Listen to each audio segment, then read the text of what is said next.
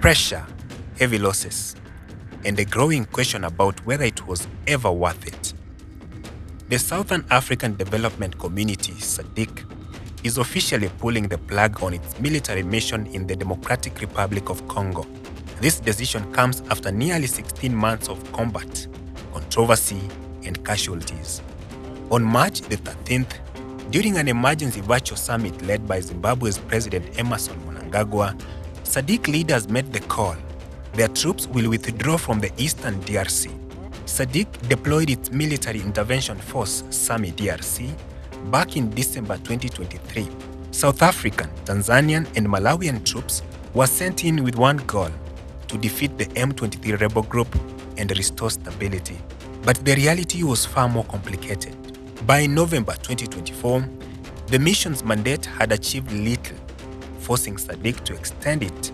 Fighting between the Congolese army, its coalition forces, and M23 showed no signs of slowing down, with M23 insisting that they are fighting for marginalized communities, particularly Kinyarwanda-speaking Congolese, who have endured decades of persecution from their own government.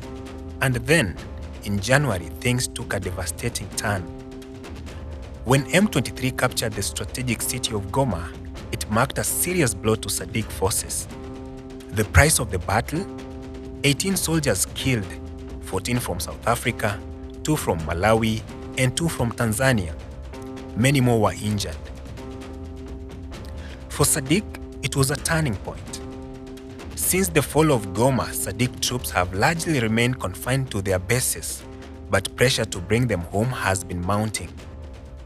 In South Africa, lawmakers have questioned why their soldiers are fighting a foreign conflict.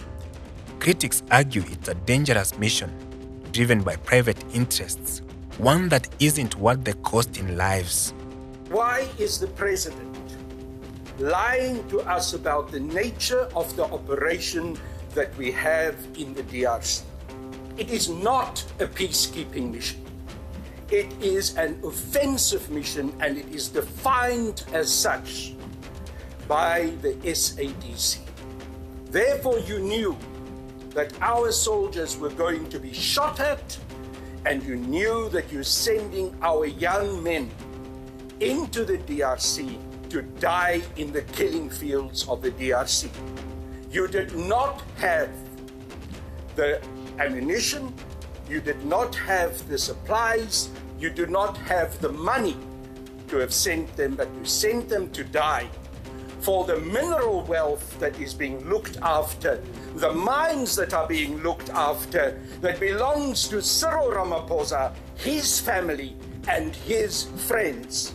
On all sides, we have a defense of the mineral wealth rather than for the people of the DRC. The distortion of facts is simply this, that we are going on a peacekeeping mission. No, we are not. We are going on a combat mission with no equipment, with no supplies, and our young people are being killed there. The fallen soldiers were recently repatriated through Rwanda, a solemn reminder of the human cost of this conflict. Now SADC is turning to diplomacy. These talks mark the official dialogue between the two sides after months of fierce conflict. But there is already tension. M23 insists that a military solution cannot resolve the crisis and is demanding a public commitment from President Felix Tshisekedi to engage directly.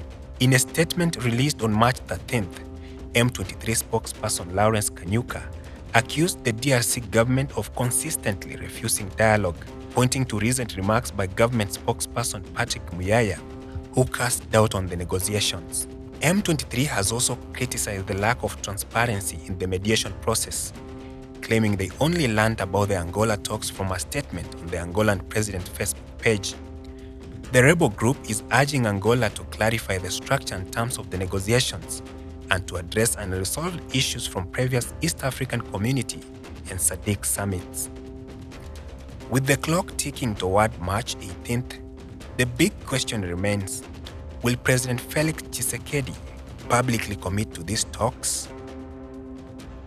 So what next?